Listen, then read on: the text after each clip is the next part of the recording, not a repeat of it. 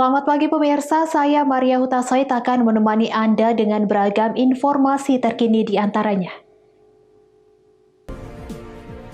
Lembaga KLHK hentikan aktivitas diduga perambahan hutan di Labuhan Batu Utara. 5 kecamatan di Medan masuk zona merah. Budidaya ikan cupang di Medan raup omset jutaan rupiah. Selain cuplikan berita tadi, kami juga akan menghadirkan beragam informasi lainnya. Pemirsa, kita jelang sumut hari ini pagi selengkapnya.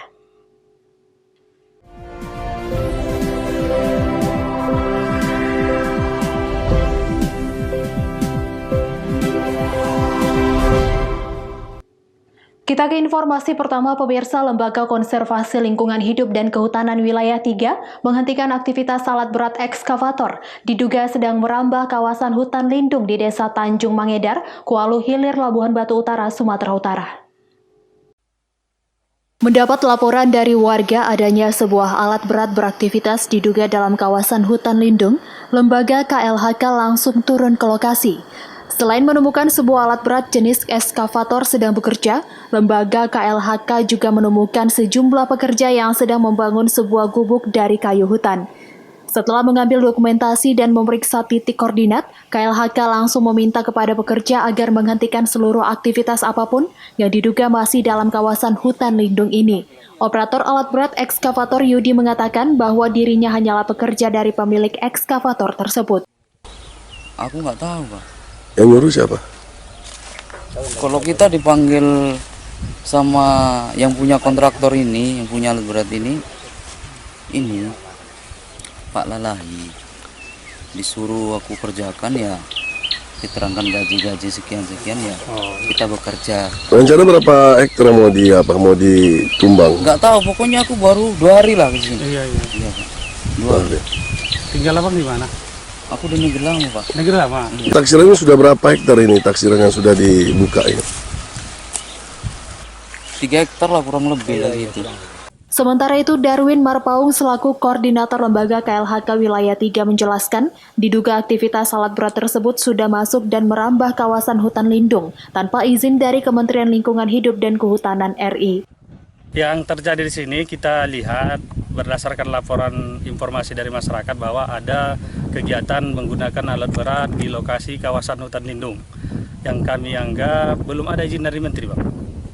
Jadi apa yang dilakukan tadi terhadap? Kami lakukan untuk mengingatkan pelaku, tadi operator bernama Yudi, untuk mengingatkan beliau supaya menghentikan kegiatannya, Bang. Apabila mereka tetap ngotot, tidak menghentikan kegiatannya, maka kita akan mengambil langkah-langkah hukum sesuai dengan ketentuan hukum yang berlaku, Bang. Dan hal ini juga sudah koordinasi kita dengan pihak kepolisian dan pihak kehutanan, Bang, juga Gakum, Bang. Ucok Sitorus melaporkan untuk Evarina TV. Di samping itu, pemirsa, guna mengamankan wilayah dari gangguan Kamtibmas pada putusan perselisihan hasil pemilihan pada Pilkada Serentak 2020 lalu di Kabupaten Labuhan Batu dan Labuhan Batu Selatan, Polres Labuhan Batu siagakan ratusan personel dibantu prajurit Kodim 0209 Labuhan Batu dan personel Satprimo Polda Sumut. Sebanyak 750 personel gabungan disiagakan dalam mengantisipasi kerawanan yang mengganggu kondusivitas keamanan ketertiban di tengah masyarakat pada putusan PHP-MK di Pilkada Serentak Kabupaten Labuhan dan Labuhan Batu Selatan, Sumatera Utara.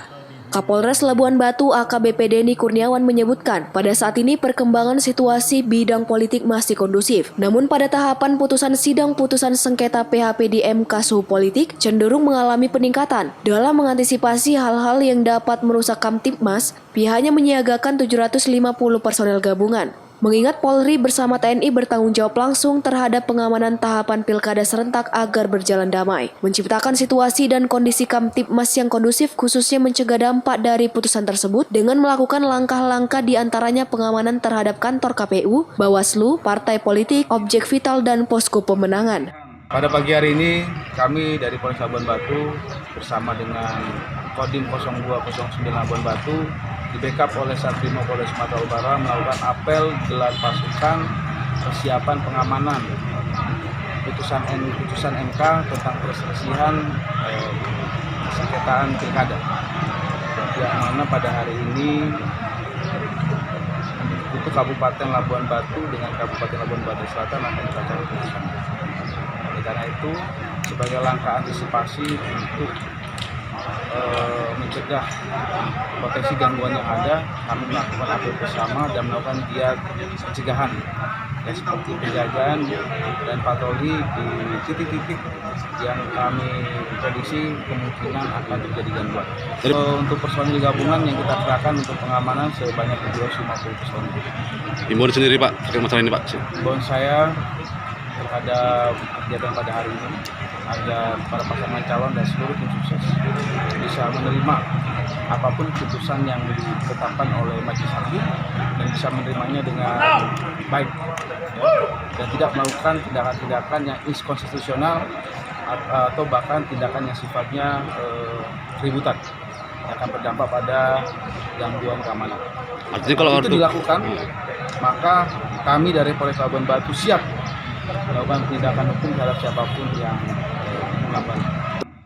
Kapolres pun menghimbau agar pasangan calon dan masa pendukungnya dapat menerima apapun putusan MK dengan tidak melakukan tindakan yang bertentangan dengan hukum. Ucok Sitorus melaporkan untuk Evarina TV. Informasi berikutnya, pemirsa, Polres Tanakaru menangkap para pelaku tindak penyalahgunaan narkotika jenis sabu-sabu dan ganja. Barang bukti narkotika jenis sabu-sabu seberat 10,41 gram dan ganja kering seberat 120 gram. Para tersangka terancam hukuman seumur hidup. Tim Satuan Reserse Narkoba Polres Tanakaru mengamankan 3 tersangka penyalahgunaan narkotika jenis sabu-sabu dan ganja. Ketiga tersangka ini diamankan dari lokasi berbeda. Dengan barang bukti narkotika jenis sabu-sabu seberat 10,41 gram dan ganja kering seberat 120 gram. Dari hasil pemeriksaan kepolisian, salah seorang tersangka mengaku mendapatkan ganja tersebut dari kenalannya di media sosial dan tergiur dengan iming-iming mendapatkan uang yang banyak. Sementara 2 tersangka lainnya diamankan hasil dari penyelidikan dan pengembangan. Menurut Kasat Narkoba Polres Tanakaru, salah seorang tersangka merupakan residivis atas kasus yang sama, yang baru saja keluar dari penjara. Kesempatan ini, kami dari Polres Tanakaru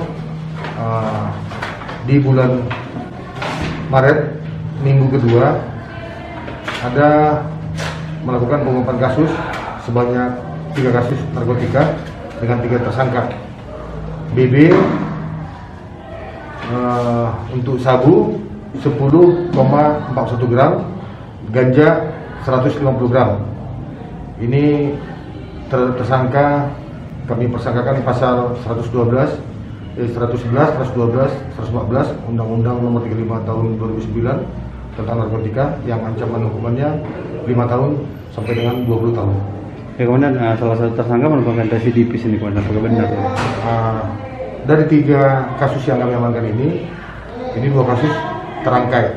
Artinya 1 kami amankan, kemudian kami lakukan pengembangan terhadap si pemasok barang.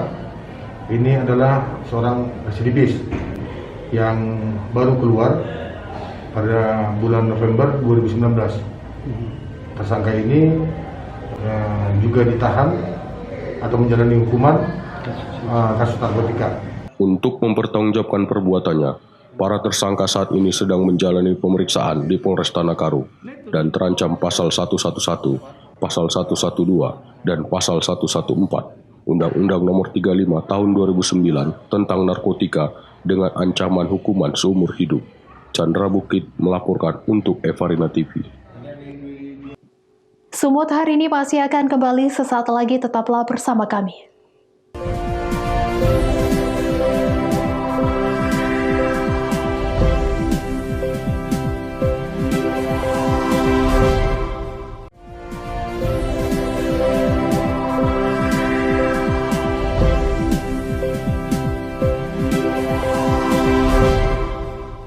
Terima kasih Anda masih bersama kami. Pemirsa, masih adanya penambahan jumlah pasien positif COVID-19 di 5 kecamatan Kota Medan membuat daerah tersebut masuk dalam kategori zona merah. Hingga Minggu dini hari, Satgas COVID-19 Kota Medan terus melakukan operasi pemberlakuan pembatasan kegiatan masyarakat.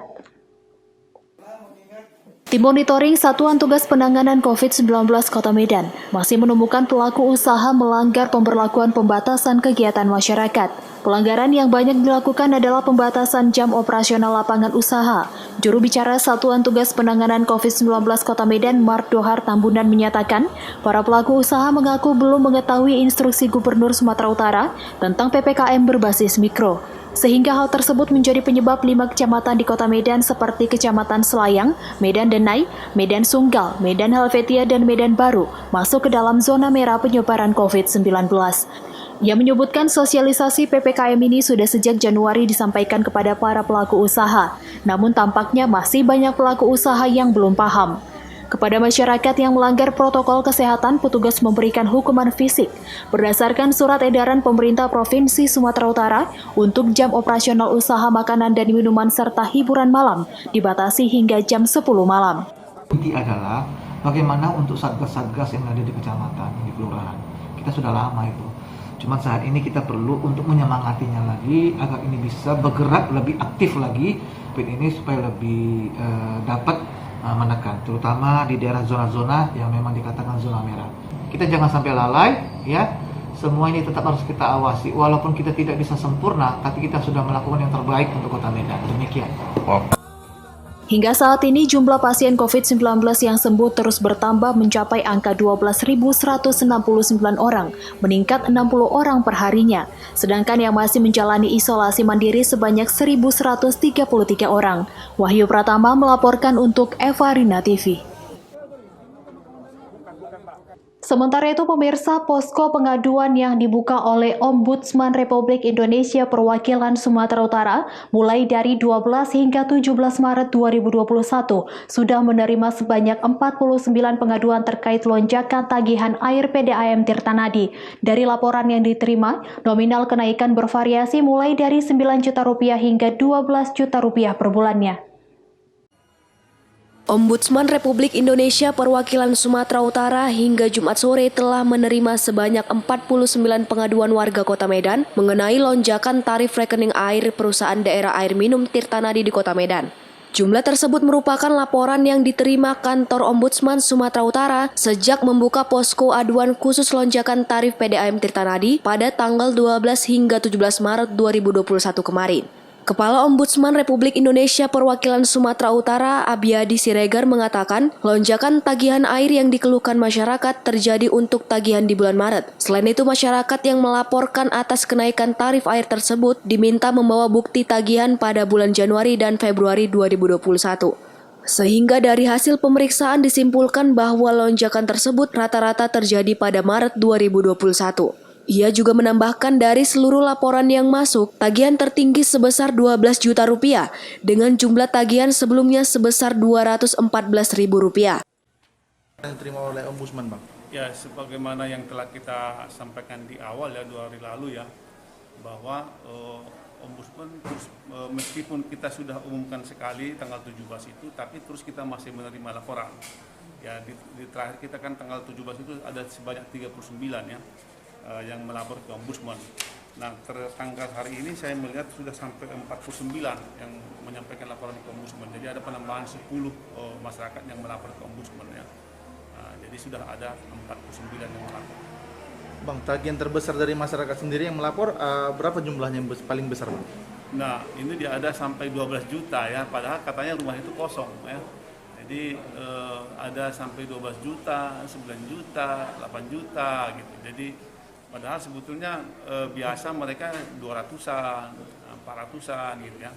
Jadi yang sampai 12 juta saya kira 12 juta, 9 juta itu agak aneh juga. Ya. Nanti kita lihat. Bang, untuk pemanggilan direktur sendiri kapan dijadwalkan, Bang, untuk mengetahui hasilnya sendiri seperti apa?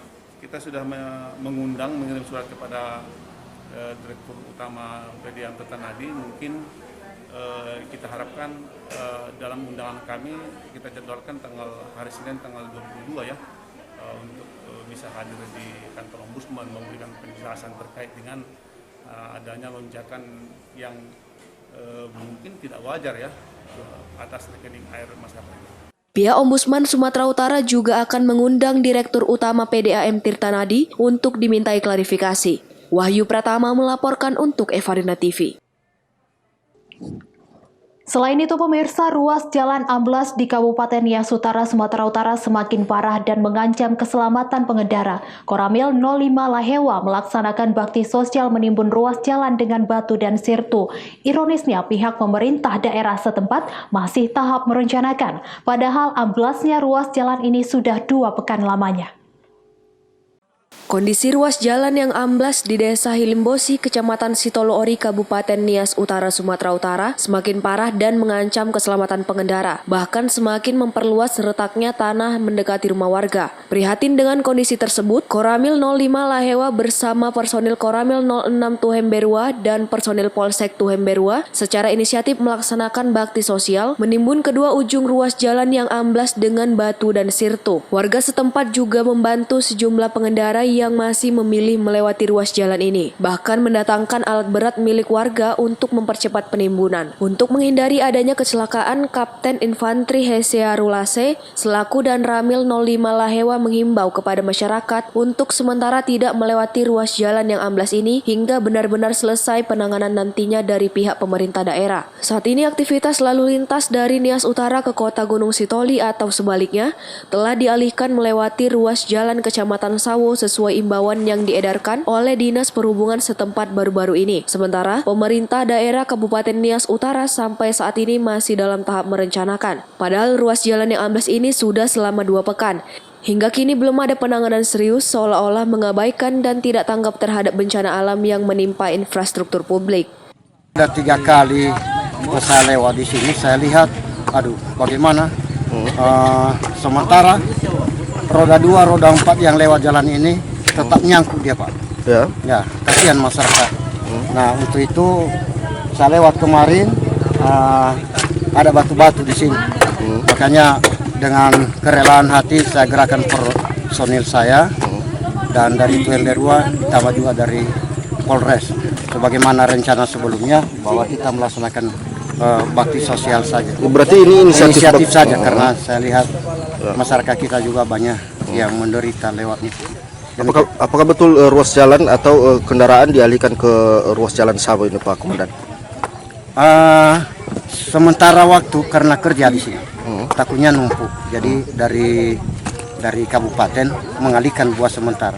Nanti dalam 2 hari ini sudah bisa dilewati, nggak bisa normal kembali. Haugo Manuzega melaporkan untuk Evarina TV. Sumut hari ini masih akan kembali sesaat lagi, tetaplah bersama kami.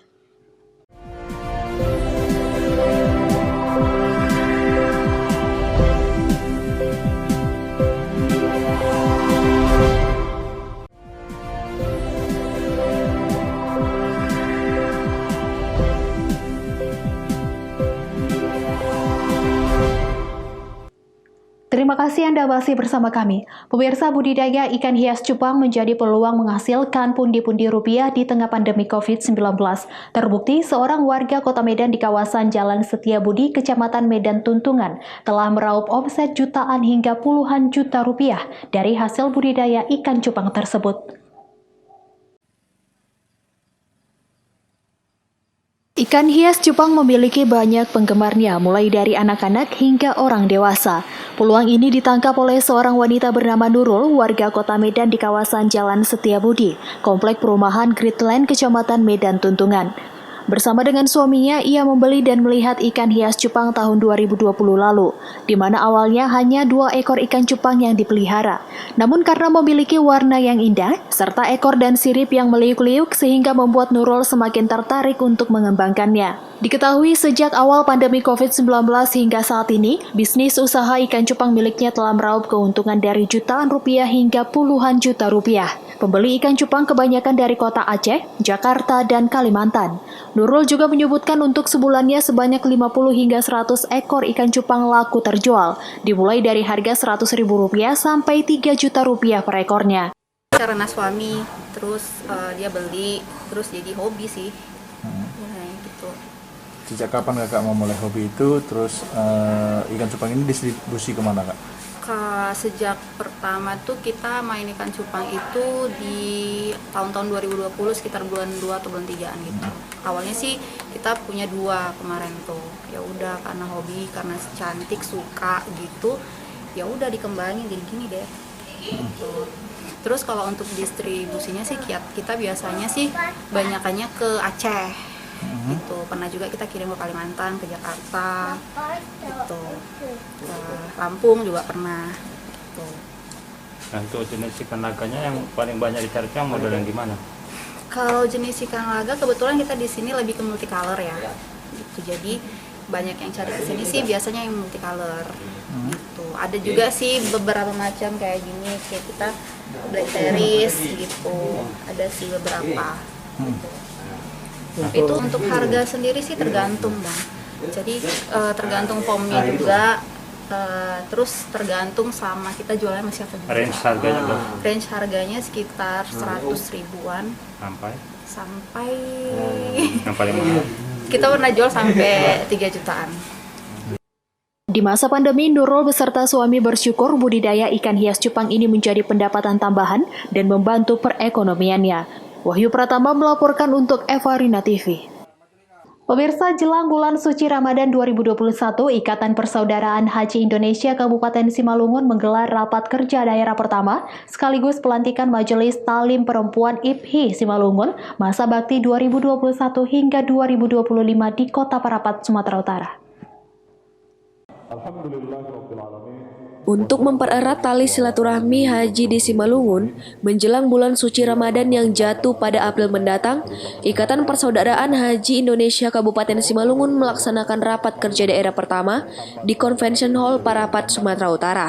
Selain menggelar rapat kerja, IPHI juga melaksanakan pelantikan Majelis Taklim Perempuan untuk masa bakti 2021 hingga 2025. Adapun susunan pengurus Majelis Taklim yang dilantik, Ketua Haja Siti Miran Harahap, Sekretaris Haja Elpianti Sahara Pakpahan, dan Bendahara Haja Salama Pasaribu. Dalam kegiatan ini, Ketua Umum IPHI Sumatera Utara Musa Rajeksa diwakili oleh Wakil Ketua IPHI Sumut, Haji Ardiansyah dan Haji Joni Waldi, sebagai salah satu pemateri dalam pelaksanaan rapat kerja tersebut. Ardiansyah memberikan apresiasi kepada IPHI Kabupaten Simalungun yang telah melaksanakan rapat kerja daerah pertama. Semoga agenda kegiatan ini dapat menjadi agenda setiap tahunnya untuk mempererat hubungan persaudaraan haji di Simalungun dan Sumatera Utara. Kemudian Joni Waldi mengaku dengan pelaksanaan rapat kerja ini diharapkan ke depan IPHI Simalungun dapat lebih maju lagi dan bisa mempererat tali persaudaraan antar sesama. Ya, sebagai pengurus IPHI juga saya di provinsi, kami memberikan apresiasi yang luar biasa ini terhadap IPHI Kabupaten Simalungun. Baru dibentuk kurang lebih dikukuhkan 3 bulan yang lalu, dan ini sudah bisa rakerda di hari ini. Ya, saya pikir apresiasi itu harus diwujudkan juga di dalam rangka konsolidasi organisasi, merumuskan rencana kerja yang lebih baik ke depan. Harapan kami juga di Kabupaten Simalungun nantinya selain dia mengembangkan ukhuwah Islamiyah di tengah-tengah masyarakat, memberikan pencerahan kepada masyarakat, khususnya orang-orang yang akan berangkat haji yang saat ini tertunda-tunda. Kemudian harapan kami ke depan IPHI Kabupaten Simalungun bisa menjadi bagian dari perubahan Simalungun ke arah yang lebih baik. Selanjutnya, pelaksanaan rapat kerja tersebut dibagi menjadi 3 komisi dan masing-masing komisi menyusun program kerja tahunan dan kemudian disampaikan kepada pimpinan rapat. Beberapa poin program kerja yang dihasilkan dalam rapat tersebut antara lain menjalin sinergitas dengan pemerintah melalui Dinas Pendidikan untuk meminta pelaksanaan belajar tatap muka di Simalungun segera dilaksanakan demi kepentingan bersama, peningkatan perekonomian masyarakat, mengembangkan program dakwah mulai dari tingkat kecamatan. Ketua IPHI Kabupaten Simalungun Amri Syamsi Mamora mengatakan, untuk menyemarakkan bulan suci Ramadan nanti, Ikatan Persaudaraan Haji Indonesia Simalungun siap menggelar beberapa kegiatan keagamaan, salah satunya dengan membuat kegiatan berbuka puasa bersama. Rapat kerja daerah pertama IPHI Simalungun setelah pelantikan pada bulan 12 di perdagangan kemarin. Tujuan rakerda ini adalah untuk menghimpun beberapa ide-ide untuk kegiatan-kegiatan IP Simalungun ke depannya 1 tahun bahkan sampai 5 tahun untuk memberikan kebaikan-kebaikan, menebarkan kebaikan bukan hanya kepada anggota saja, tapi kepada masyarakat Kabupaten Simalungun, khususnya haji jamaah Simalungun. Untuk program kerja jangka pendek, menengah, dan jangka panjang bisa jelaskan Pak? Untuk jangka pendek ini karena sebentar lagi kita akan masuk ke bulan suci Ramadan, insyaallah nanti kita akan menyemarakkan ya bulan Ramadan mungkin dengan buka puasa bersama sekaligus dengan safar Ramadan, dan nanti kami akan rangkai dengan kegiatan IP Sumatera Utara itu Bapak Musa Rajeksa yang untuk waktu dekat. Kemudian dalam tahun pertama nanti mungkin kami akan berencana untuk menyusun kerjasama yang pertama dengan Bank Sumut Syariah untuk rangka pembuatan kartu anggota, ya Pak Jabar ya, anggota, dan kemudian nanti yang agak berat ini sebenarnya kami membuat Wisma IV di Perapat ini. Melalui kegiatan ini diharapkan kepada seluruh jemaah haji yang ada di wilayah Kabupaten Simalungun bisa bergabung dengan IPHI demi mempererat tali silaturahmi serta menggalakkan kegiatan-kegiatan keagamaan. Selanjutnya pelaksanaan rapat kerja daerah yang dilaksanakan di kawasan Danau Toba Parapat Simalungun tersebut diterapkan dengan protokol kesehatan sesuai anjuran pemerintah. Tim Liputan melaporkan untuk Evadina TV.